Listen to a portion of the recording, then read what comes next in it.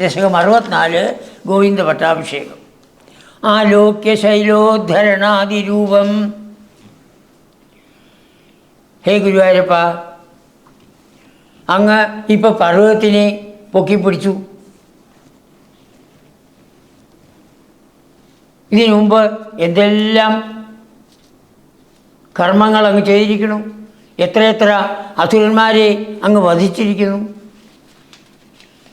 ആ പൂതന തൊട്ട് അനേകം അസുരന്മാരെ വധിച്ച ആളാണ് അങ്ങ്. ഇപ്പോൾ അവസാനമായിട്ട് ഈ പർവ്വതത്തിനെ പൊക്കിപ്പിടിച്ചു. ആലോക്യ ശൈലോദ്ധരണാതിരൂപം. അങ്ങനെ പർവ്വതത്തിനെ പൊക്കിപ്പിടിച്ച പ്രഭാവം, ആ മാഹാത്മ്യം, ഈ കുട്ടിയുടെ മാഹാത്മ്യം. ഉച്ചൈ പ്രഭാവം, വലുതായ മാഹാത്മ്യം. അതവർ ആലോക്യ കണ്ടിട്ട് ഗോപലോകാഹ, ആ ഗോപന്മാരെല്ലാവരും വിശ്വേശ്വരം ത്വാം അഭിമത്യ സർവേ, എല്ലാവരും ഈ കൃഷ്ണനെ ജഗന്നാഥനാണ് എന്ന് തീർച്ചയാക്കി. വിശ്വേശ്വരൻ, ജഗന്നാഥൻ, ജഗത്തിൻ്റെ നാഥൻ. അവർ നന്ദഗോപരുടെ വീട്ടിലേക്ക് പോയി. നന്ദഗോപരുടെ വീട്ടിൽ പോയി നന്ദഗോപരോട് ചോദിക്കുകയാണ്, നന്ദം ഭവജാതകമന്വൃച്ഛൻ. ഹേ ഗുരുവായൂരപ്പ, നന്ദഗോപരുടെ അടുത്ത് പോയി അങ്ങയുടെ ജാതകത്തെക്കുറിച്ച് ചോദിച്ചു. ഹേ നന്ദഗോപരെ, അങ്ങ് ഈ കുട്ടിയുടെ ജാതകം എഴുതിയിട്ടില്ലേ? ഈ ജാതകത്തിൽ എന്താ ഈ കുട്ടിയെക്കുറിച്ച് പറയുന്നത്?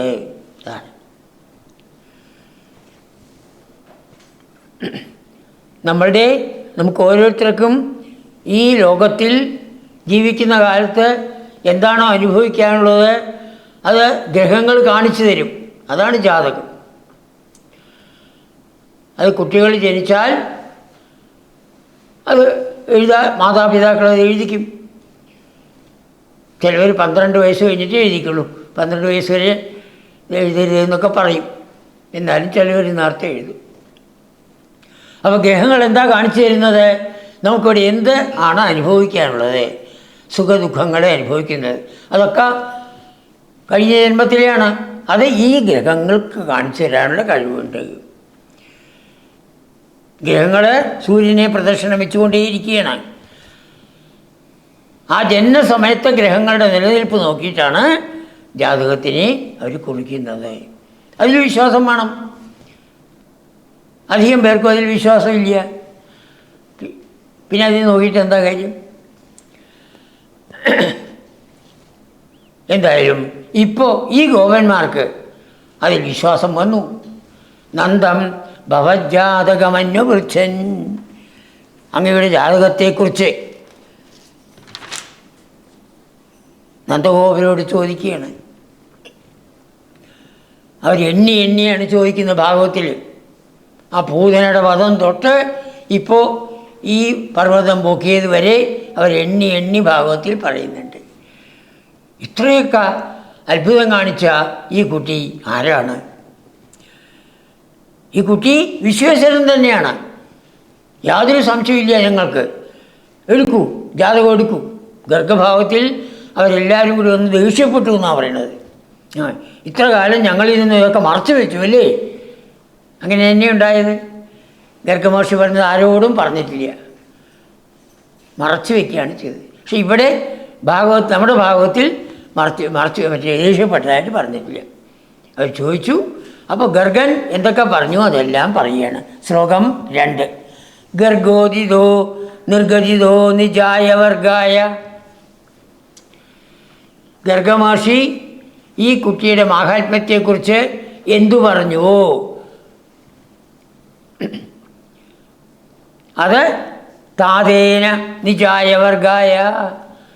ഹേ ഗുരുവായൂരപ്പ, അങ്ങയുടെ അച്ഛൻ തൻ്റെ വർഗക്കാർ ആ ഗോപന്മാർക്ക് നിർഗതിത അത് മുഴുവൻ പറഞ്ഞു കൊടുത്തു.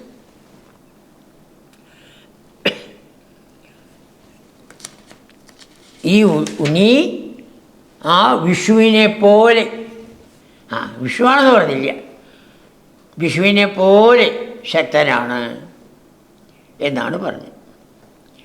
അത് പറഞ്ഞു. തവ പ്രഭാവ, ആ പ്രഭാവം, ആ മാഹാത്മ്യം. അപ്പോൾ ഗർഗമഹർഷി ഏതൊരു മാഹാത്മ്യമാണോ പറഞ്ഞത്? 44 തോന്നുന്നു അല്ലേ? 44 ദശകത്തിലോ മറ്റെയാണ് അത് പറയുന്നത്, ഭഗവാന്റെ മാഹാത്മ്യത്തെക്കുറിച്ച്. അത് 44.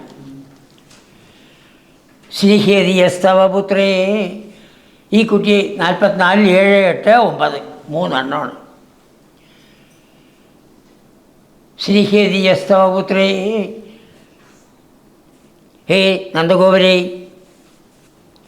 ആര് ഈ കുട്ടിയെ സ്നേഹിക്കുന്നുവോ, മുഖ്യദിസമായി ഗൈ പുനഃശോകൈ, അതിന് മായ മൂലമുള്ള ദുഃഖം ഒരിക്കലും ഉണ്ടാവില്ല. ഈ ഉണ്ണിയെ കുറിച്ച് ചിന്തിക്കൂ, ഈ കുഞ്ഞിയെ സ്നേഹിക്കൂ. ദ്രുഹ്യതി യസ്സതു നശിയേത്, ആര് ഈ ഉണ്ണിയെ ദ്രോഹിക്കുന്നുവോ അവൻ നശിച്ചത് തന്നെ, സംശയമില്ല. നശിക്കുക എന്ന് പറഞ്ഞാൽ എന്താണ്? പണമില്ല ഒന്നുമല്ല, വീണ്ടും ജനിക്കുക മരിക്കുക, ജനിക്കുക മരിക്കുക, അതാണ് നാശം.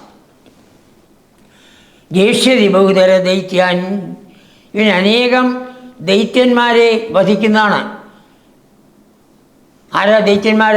നമ്മുടെ ഉള്ളിൽ തന്നെയുള്ള കാമ, ക്രോധ, ലോഭ, മോഹ, മത, മാത്സര്യ, ദംഭ, അസൂയാദികൾ, യാഗദ്വേഷങ്ങൾ, അഹന്ത, മമത, ഇതൊക്കെയാണ് ദൈത്യന്മാർ. അതെല്ലാം നശിപ്പിക്കും. നേഷ്യതി നിജബന്ധുലോകം അമലപദം, തൻ്റെ ബന്ധുക്കളെ എല്ലാവരെയും ആ നിർമ്മലപദം, ആ വൈകുണ്ഠത്തിലെത്തിക്കും, യാതൊരു സംശയവും വേണ്ട. ശ്രോഷ്യസി സുവിമല കീർത്തി, ഇവൻ്റെ കീർത്തി നിങ്ങൾക്ക് കേൾക്കാൻ സാധിക്കും എന്ന് ആ ഭഗവാന്റെ വിഭൂതിയെക്കുറിച്ച് പറഞ്ഞു. അമുനൈവ സർവദുർഗം തരിതാസ്ത, നിങ്ങൾക്ക് എന്തെല്ലാം ജീവിതത്തിൽ തടസ്സങ്ങളുണ്ടോ ആ തടസ്സങ്ങളെല്ലാം ഇവൻ മാറ്റിത്തരും, ഈ ഉണ്ണി മാറ്റിത്തരും.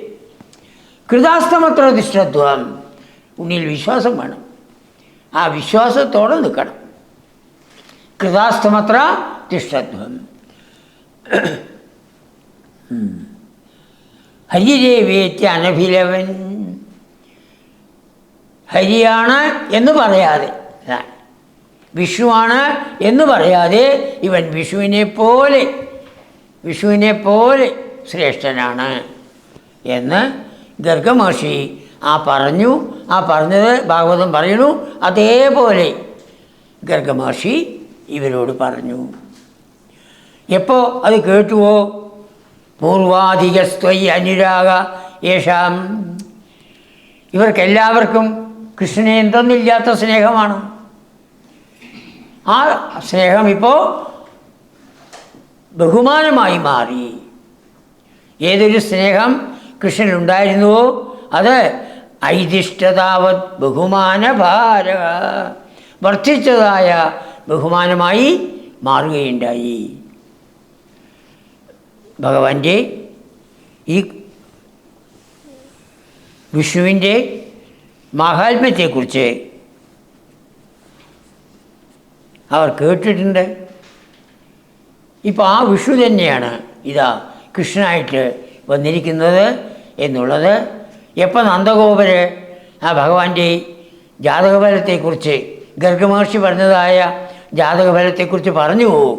അപ്പോൾ അവർക്കെല്ലാവർക്കും ആ ഉണ്ണിയിൽ മുമ്പുണ്ടായിരുന്ന സ്നേഹം ഇപ്പോൾ സ്നേഹത്തിനുപരി ബഹുമാനമായിട്ട് വർദ്ധിച്ച ബഹുമാനമായി തീർന്നു.